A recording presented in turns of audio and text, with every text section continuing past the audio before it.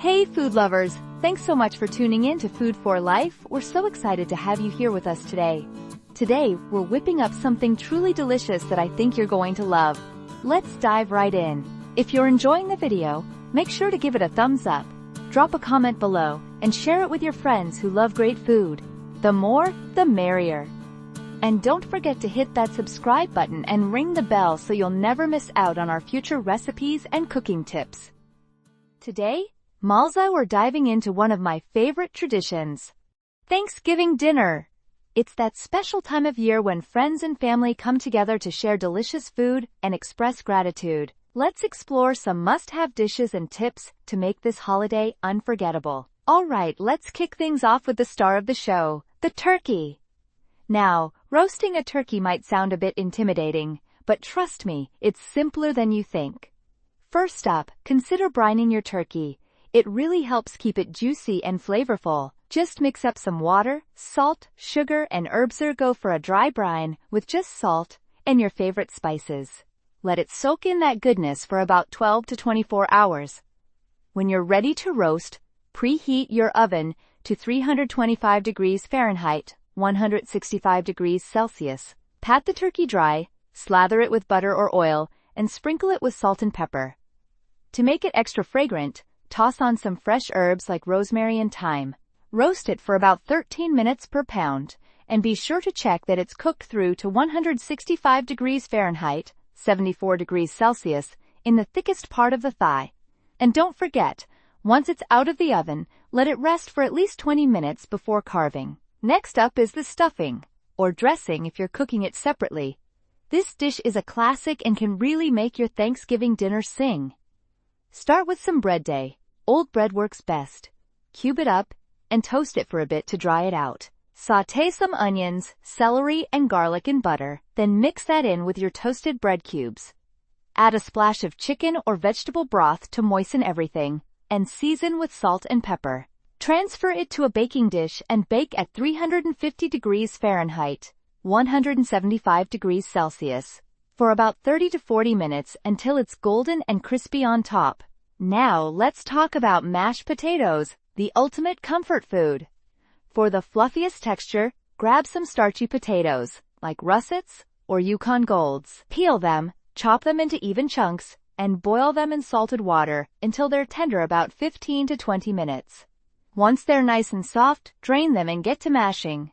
Add butter and warm milk or cream, and don't forget to season with salt and pepper. For an extra creamy touch, throw in some sour cream or cream cheese. Your taste buds will thank you. What's Thanksgiving without gravy? It's the perfect finishing touch for your turkey and mashed potatoes. After your turkey is done roasting, use those tasty pan drippings. Skim off the excess fat, then deglaze the pan with a little broth or wine to pick up all those delicious bits. In a separate pan, melt some butter and whisk in flour to make a roux. Gradually add in the pan drippings and broth, whisking away until it thickens up nicely. Season it to taste with salt, pepper, and maybe some herbs for an extra kick. Easy peasy. Now let's not forget about cranberry sauce. This sweet and tart side is the perfect contrast to the richness of the turkey and stuffing. It's super easy to make. Just combine fresh or frozen cranberries with sugar and a splash of orange juice in a saucepan. Cook it on medium heat until the cranberries burst and the sauce thickens about 10 to 15 minutes. Want to spice it up? Try adding some cinnamon or cloves for extra flavor. Green bean casserole is a true Thanksgiving classic. You can use fresh or frozen green beans. Don't forget to blanch them for that crisp texture. The traditional recipe calls for cream of mushroom soup, but you can totally make a homemade version by sautéing mushrooms and garlic in heavy cream for a fresher taste. Top it all off with crispy fried onions. Pop it in the oven until bubbly and golden, and you've got a crowd pleaser. Fluffy dinner rolls are a must-have for soaking up all that delicious gravy. Start by mixing flour, yeast, butter, sugar, salt, and warm water to form a dough. Let it rise until it's doubled in size. Patience pays off. Then, divide the dough into small rolls, place them on a baking sheet, and let them rise again. Bake at 375 degrees Fahrenheit, 190 degrees Celsius, for about 15 to 20 minutes until they're golden brown. Trust me, You won't want to stop at one. And of course, we can't wrap up Thanksgiving without a classic pumpkin pie.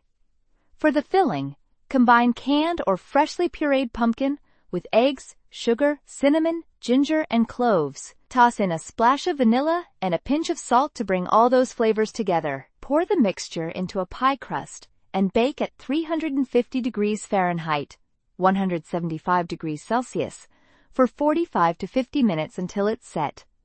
Let it cool completely before serving, and enjoy every bite. Now here are some quick tips to keep your Thanksgiving dinner stress-free. Plan ahead. Lots of dishes can be prepped a day or two in advance. Don't hesitate to delegate tasks to family members, and stay organized with a timeline for when to start each dish. Remember, it's about enjoying the moment and making memories with loved ones. So there you have it, a delicious, heartfelt Thanksgiving dinner that everyone will love. I hope these tips and recipes inspire you to create your own perfect Thanksgiving feast. Don't forget to like this video, subscribe for more fun content, and share your Thanksgiving traditions in the comments below.